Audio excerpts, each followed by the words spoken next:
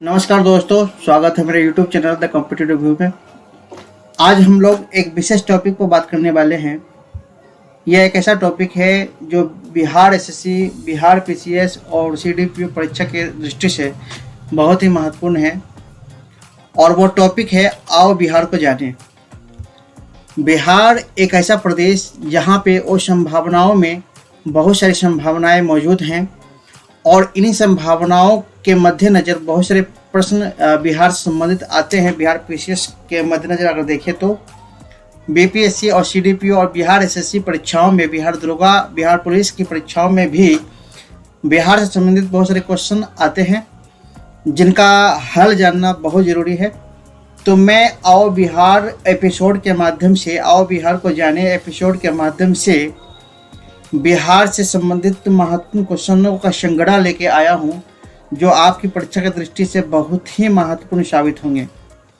तो आशा है आओ बिहार को जाने उन लोगों के लिए भी महत्वपूर्ण है जो बिहार में विशेष रुचि रखते हैं, बिहार में रहकर अपने आप को गौरवान्वित महसूस करते हैं। वैसे लोग जो तैयारी नहीं भी करते हैं फिर भी ये वीडियो उनके लिए बहुत ही महत्वपूर्ण साबित होंगे। इससे उन्हें बिहार में संबंधित संपदाओं के बारे में, व्याख्याताओं के बारे में और तमाम चीज़ों के बारे में जानकारी प्राप्त होगी। तो चलिए शुरू करते हैं एक ऐसे प्रदेश की कहानी जहाँ पे वो संभावनाएं तो हैं लेकिन संभावनाएं आशा के रूप में, आशा की किरण के रूप में हमारे सामने मौजूद होती हैं। तो चलिए टॉपिक की तरफ बढ़ते हैं। टॉपिक्स है आगे, ये बीपीएससी, सीडीपीओ और बिहार एसआई की परीक्षा के लिए तो बहुत ज़्यादा ही महत्वपूर्ण है और ये तमाम परीक्षाओं में जो बिहार एसएससी या बिहार बीपीएससी या बिहार सीडीपीओ की बात करें तो बहुत ही महत्वपूर्ण साबित होते हैं। तो देरी ना करते हुए टॉपिक्स तरफ बढ़ते हैं। टॉपिक्स को जानने से पहले हमें डायरेक्शन को जानना बहुत ज़रूरी है कि बिहार का डायरेक्शन कैसा है।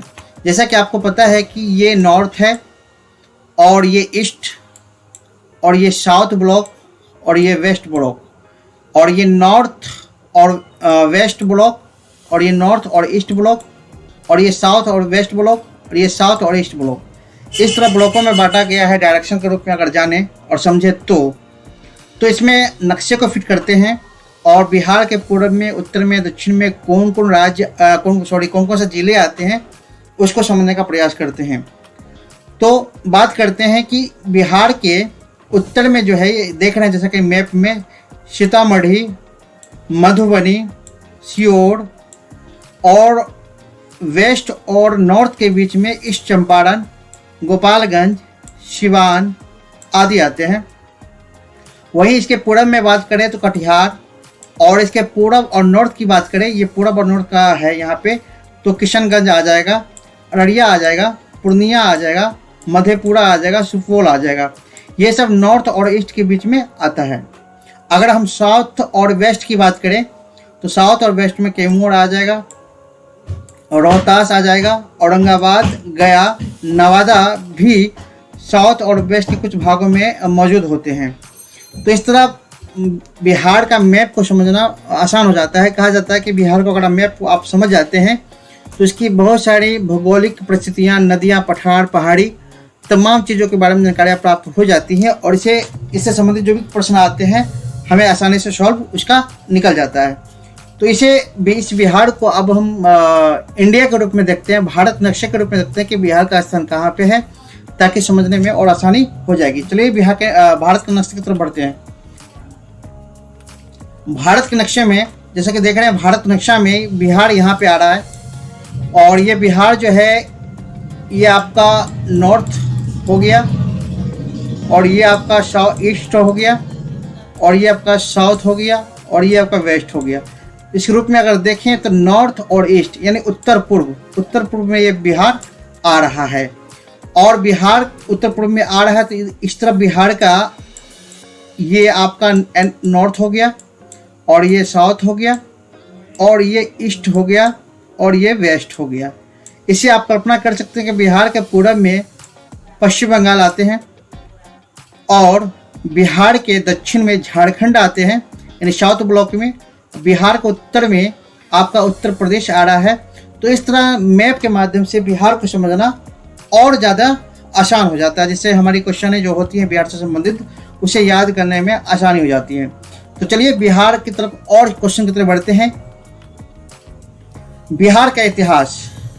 बिहार का इतिहास जानते हैं कि बिहार का इतिहास कैसा है। इसे हम सब्जेक्टिव के रूप में समझेंगे ताकि याद करने में और आसानी हो जाए। तो चलिए कि वर्तमान में बिहार विभिन्न ऐतिहासिक क्षेत्रों से मिलकर बना है। बिहार के क्षेत्र जैसे मगध, मिथिला, अंग, धार्मिक ग्रंथों और प्राचीन भारत के महाकाव्यों में वर्णित है। और इसके बारे में बात करते हैं कि भारत की पहली साम्राज्य मौर्य साम्राज्य द्वारा नंद वंश को बदल दिया गया था। मौर्य साम्राज्य और बौद्ध धर्म का इस क्षेत्र में उभार देखने को मिला है, जिससे आधुनिक बिहार की पहचान बनती है। मगध में अगर बात करें तो मगध में बौद्ध धर्म मोहम्मद बिन बख्तियार खिलजी के आक्रमण की वजह से गिरावट में पड़ गया था, जिसके दौरान कई बिहार के नालंदा और विक्रमशिला के प्रसिद्ध विश्वविद्यालयों को नष्ट कर दिया गया था। आपको बता दें कि यह 12वीं शताब्दी के दौरान बौद्ध भिक्षुओं की हत्या भी यहाँ पे काफी की गई थी। अब बिहार का भूगोल, ये संक्षिप्त के रूप में हम लोग जान रहे हैं और इसके बारे में विस्तार से और जानेंगे। इसके बहुत सारे एपिसोड आने वाले हैं, तो आप चिंता ना करें। तो बिहार के भूगोल को हम जानते हैं अगर, तो बिहार का भूगोल में क्या क्या है इसको समझने की कोशिश करते हैं। सबसे पहले ये जानें कि बिहार जो है उत्तरी और दक्षिणी अक्षांश में इसका अवस्थित जो है वो 24 डिग्री 20 मिनट और 10 सेकंड से लेकर 27 डिग्री 31 मिनट 15 सेकंड उत्तरी अक्षांश और 82 डिग्री 19 मिनट 50 सेकंड और 88 डिग्री 17 मिनट 40 सेकंड पूर्वी देशांतर के मध्य में स्थित एक भारतीय राज्य है। राज्यों का कुल क्षेत्रफल लगभग 94,163 वर्ग किलोमीटर है, जिसमें 92,257.51 वर्ग किलोमीटर क्षेत्रों में ग्रामीण का निवास है, ग्रामीण क्षेत्र पड़ते हैं। 2000 में जब झारखंड अलग हो गया था बिहार से, तो अधिकतर भूभाग और नदियां एवं कृषि योग्य समतल भूमि जो है और गंगा तथा इसकी सहायक नदियां द्वारा लाई गई मिट्टी से बिहार का जरूर मैदान बना है, जिसकी ऊंचाई लगभग 163 फीट है। बिहार के दक्षिण में अगर बात करें, बिहार के दक्षिण में छोटा नागपुर का पठार, जिसका अधिकांश हिस्सा अब झारखंड में है, तथा उत्तरी भाग में हिमालय पर्वत की नेपाल श्रेणी है। राज्य के 94.2 हजार वर्ग किलोमीटर क्षेत्रफल में 53,300 वर्ग किलोमीटर गंगा का उत्तरी मैदान आता है, जबकि 40,900 वर्ग किलोमीटर में दक्षिण बिहार में पड़ता है। भौगोलिक तौर पर अगर बात करें तो बिहार को 3 प्राकृतिक भागों में बांटा गया है। पहला उत्तर का पर्वतीय मैदान, तराई का भाग और मध्य का विशाल मैदान और दक्षिण का पहाड़ी किनारा। इस तरह बिहार को विभक्त किया गया है। अब बिहार का भूमि संसाधन के बारे में बात करते हैं कि बिहार की भूमि संसाधन कैसी है। तो बिहार की अर्थव्यवस्था में भूमि संसाधन का स्थान जो है वो महत्वपूर्ण है, क्योंकि यहाँ पे कृषि प्रधान देश है, कृषि प्रधान ये प्रदेश है, और कृषि प्रधान प्रदेश होने के कारण भूमि की उपयोगिता बहुत ही महत्वपूर्ण हो जाती है। तो बात करते हैं कि राज्य के सभी भागों में भूमि प्रायः उपजाऊ एवं कृषि योग्य है, लेकिन सघन जनसंख्या के चलते भूमि का दबाव अधिक है। भूमि यहाँ की उपजाऊ जरूर है, कृषि योग्य भी है, लेकिन जनसंख्या का इतना दबाव है कि लोग जहाँ पे खेती किया करते थे अब वहाँ पर मकान बनाकर रहना चालू कर दिए हैं। राज्य में लगभग 67-64 वर्ग किलोमीटर वन क्षेत्र है, जो कुल भूमि का 7.1% ही मात्र है। ऐसे कहा जाता है कि एक स्वस्थ प्राकृतिक रूपी माहौल के लिए 33% वन का रहना बहुत ही महत्वपूर्ण है, लेकिन दुर्भाग्यवश बिहार को ये नहीं प्राप्त है। अब आगे बात करते हैं बिहार की मिट्टी के प्रकार के बारे में कि बिहार की मिट्टी किस प्रकार की पाई जाती है। तो उत्तरी जलोढ़ की मिट्टी, जलोढ़ मैदान का मिट्टी है, यहाँ पे उत्तरी पूर्वी जलोढ़ मैदान में मिट्टी पाई जाती है, दक्षिण पूर्वी जलोढ़ मैदान में और दक्षिण पश्चिमी जलोढ़ मैदान में मिट्टियों का प्रकार पाया जाता है। अब अगर बात करें बिहार की पहाड़ के बारे में, बिहार में पहाड़ियों का क्या हाल है, उसके बारे में जानकारी प्राप्त करते हैं। बिहार की पहाड़ियाँ कैसी पहाड़ियाँ हैं? तो सबसे पहले राजगीर की पहाड़ियाँ पाई जाती हैं, बरावर की पहाड़ियाँ पाई जाती है, बटेश्वर की पहाड़ियाँ पाई जाती है, कैमूर की पहाड़ियाँ होती हैं, ब्रह्मयोनी पहाड़ियाँ हैं, प्रेतशिला पहाड़ियाँ हैं, रामशिला पहाड़ियाँ हैं। इतनी सारी पहाड़ियाँ हैं जो कि आपकी परीक्षा की दृष्टि से बहुत ही ज़्यादा महत्वपूर्ण है। अगर बिहार के दर्शनीय स्थल की बात करें तो बिहार के महत्वपूर्ण 2 दर्शनीय स्थल सबसे ज़्यादा इतिहास में अपना नाम दर्ज करवा रखे हैं। उनमें से एक के बारे में अगर बात करते हैं तो वह है त्रिमोहिनी संगम। त्रिमोहिनी संगम एक विशिष्ट प्रकार का संगम है, जहाँ पर आप देख रहे हैं ये त्रिमोहिनी संगम का दृश्य है। इसके बारे में बात करते हैं कि त्रिमोहिनी संगम बिहार राज्य के कटिहार जिले में पड़ता है। 3 नदियों का संगम है, इसलिए इसे त्रिमोहिनी संगम के नाम से जाना जाता है। यहाँ की प्रमुख रूप से कोसी का गंगा में मिलना होता है, जिसके साथ ही कल्लबलिया नदी की एक छोटी सी धारा की उत्पत्ति हो जाती है। त्रिमोहिनी संगम भारत की सबसे बड़ी उत्तर वाहिनी गंगा का संगम है। वर्ष 1948 में जब राष्ट्रपिता महात्मा गांधी के अस्थि कलश निकाले गए थे, तो जिन 12 तटों पर विसर्जित किया गया था, उन तटों में से त्रिमोहिनी संगम का भी नाम आता है। अब आगे बात करते हैं बिहार के दर्शन स्थल के बारे में, और एक और है जो बहुत ही महत्वपूर्ण है, देव सूर्य मंदिर। अब इसके बारे में बात करते हैं देव सूर्य मंदिर के बारे में, कि देव सूर्य मंदिर देवार सूर्य मंदिर या केवल देवार के नाम से भी प्रसिद्ध है।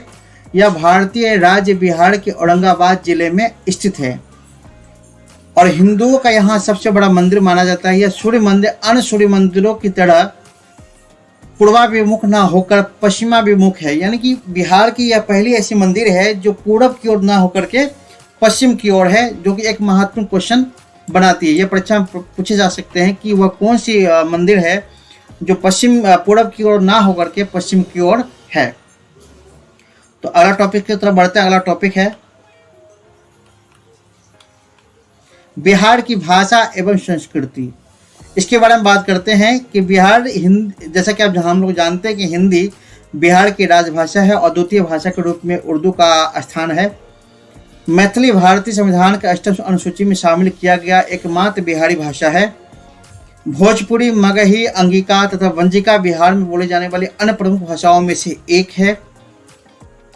अब यहाँ की सरकार एवं प्रशासन व्यवस्था कैसी है उसके बारे में भी जानना बहुत जरूरी है, चूँकि कहा जाता है कि बिहार की राजनीति पूरे भारत की राजनीति को हिलाने की क्षमता रखती है और बिहार की राजनीति पर केंद्र की राजनीति ही टिकी रहती है।